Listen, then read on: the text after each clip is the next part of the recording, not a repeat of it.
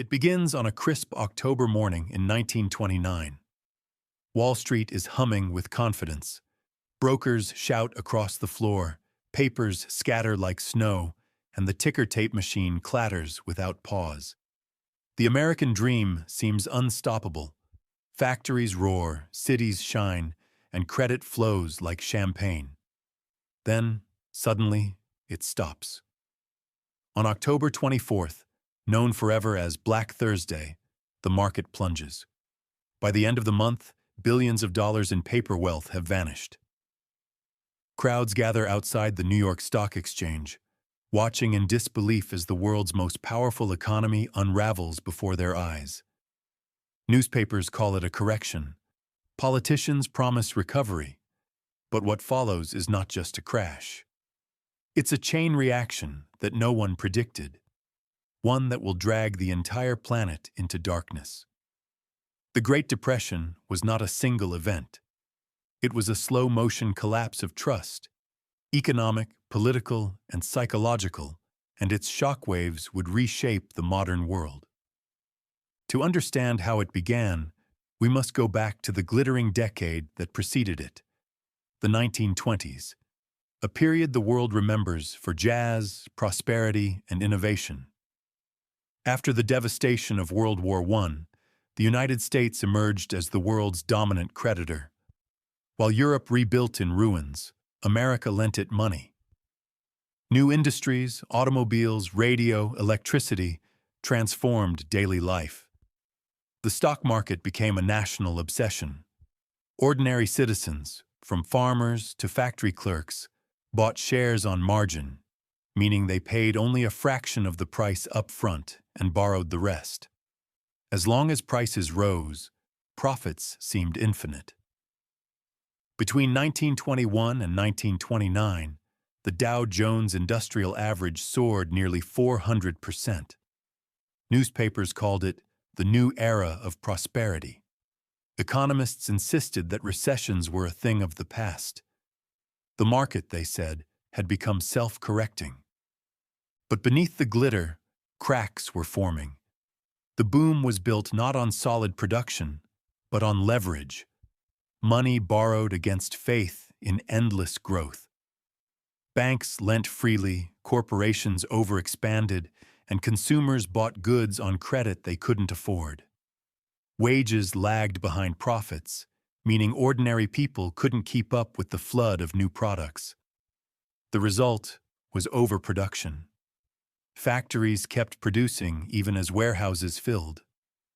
Farmers grew more grain than the market could absorb, driving prices down. Meanwhile, international trade was still haunted by the scars of war. European economies depended on American loans to stay afloat, creating a fragile pyramid of debt that stretched across the Atlantic. By the summer of 1929, the warning signs were everywhere. Steel production slowed, housing construction declined, car sales stalled, but optimism drowned out caution. When a few large investors began quietly selling their shares in September, panic spread. On October 24th, Black Thursday, nearly 13 million shares were traded in chaos.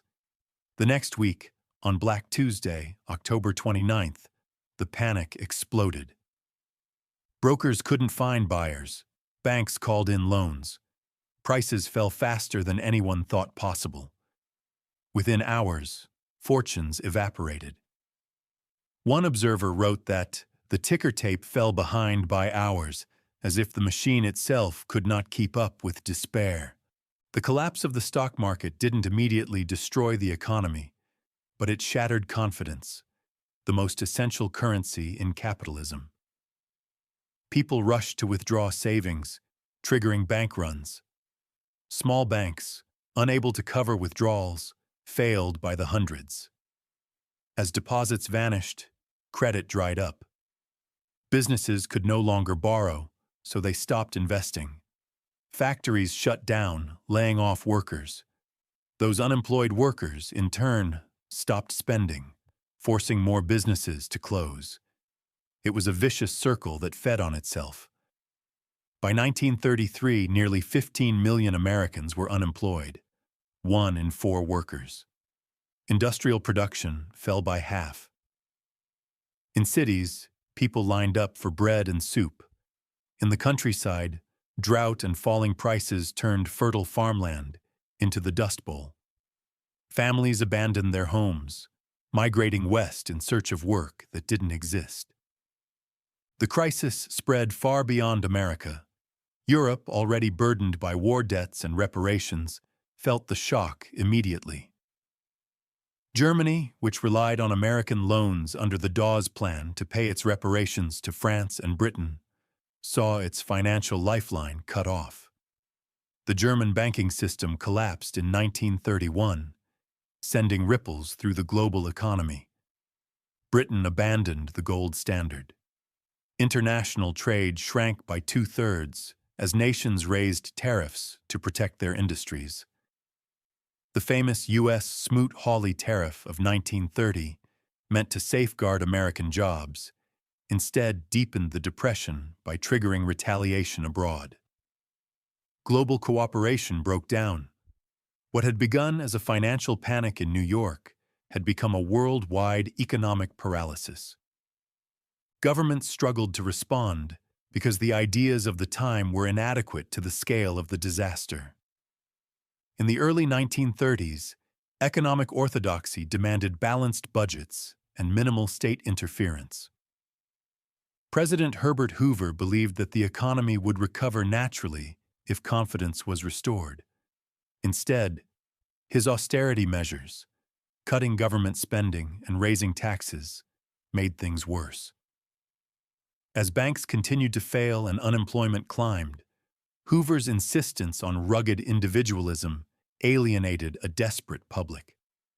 Protest movements erupted. Veterans marched on Washington demanding early payment of bonuses. Police dispersed them with tear gas. In Europe, anger and despair turned political. In Germany, the collapse of the Weimar economy fueled the rise of Adolf Hitler, who promised jobs, pride, and revenge. In many ways, the Great Depression was not just an economic disaster, it was the crucible in which the next global conflict was forged. By 1933, Franklin D. Roosevelt entered the White House with a bold promise. The only thing we have to fear is fear itself. His New Deal transformed America's relationship with its government. For the first time, the state took direct responsibility for economic recovery. Banks were stabilized through the creation of the FDIC, ensuring deposits and restoring trust. Massive public works programs, dams, highways, and parks put millions back to work. The Securities and Exchange Commission was established to regulate Wall Street. Agricultural reforms aimed to balance prices and reduce surpluses. For the first time, safety nets such as Social Security were introduced, redefining the social contract between citizen and state. Roosevelt's policies did not end the Depression overnight, but they prevented total collapse and restored a sense of direction. Elsewhere, responses were very different. Britain and France cautiously experimented with state intervention, while Germany and Italy turned to militarization and dictatorship as solutions to economic despair. Japan, suffering from deflation and trade collapse, embarked on imperial expansion to secure resources, invading Manchuria in 1931. The Great Depression thus became a global fault line that redrew the map of power. Nations that embraced cooperation and reform survived. Those that turned inward or authoritarian sowed the seeds of catastrophe. By the late 1930s, the world economy was recovering, but not because of peace. It was rearmament, not reform, that finally ended mass unemployment. Factories hummed again, not for consumer goods, but for tanks and planes. The same industrial machinery that had once symbolized modern prosperity now prepared the world for another war. When World War II erupted in 1939, It did what policy could not. It mobilized millions and reignited production. But the cost was staggering. When the guns fell silent in 1945, the lessons of the Great Depression were etched into history. Nations vowed never to repeat the same mistakes. At Bretton Woods in 1944, they created a new global order. The International Monetary Fund, the World Bank, and fixed exchange rates, designed to prevent the financial chaos of the interwar years. Keynesian economics, emphasizing government intervention and demand management, replaced the old orthodoxy of laissez-faire. For a generation, prosperity returned, but every system carries the memory of its collapse, buried deep beneath the surface. The Great Depression revealed truths that still resonate today. First, that markets are not self-correcting. They are human, and therefore fragile. Second, that globalization binds nations together not only in growth, but in crisis. And third, that confidence, once broken, takes years to rebuild. The Depression began with speculation, but it ended as a moral reckoning, a realization that wealth without stability is an illusion. Today, when markets tremble, when credit tightens, and when governments debate intervention versus austerity, echoes of 1929 return. The technology has changed. The currencies are digital, but the psychology is the same. Booms breed complacency. Collapses breed clarity. The question is not whether another chain reaction could happen. It's whether we've truly learned from the last one. If this story changed how you see history and the forces that shape our world, subscribe to the Economics of Collapse. Because history does not just repeat, it compounds. And the next great crisis may already be building, one decision, one debt, one assumption at a time.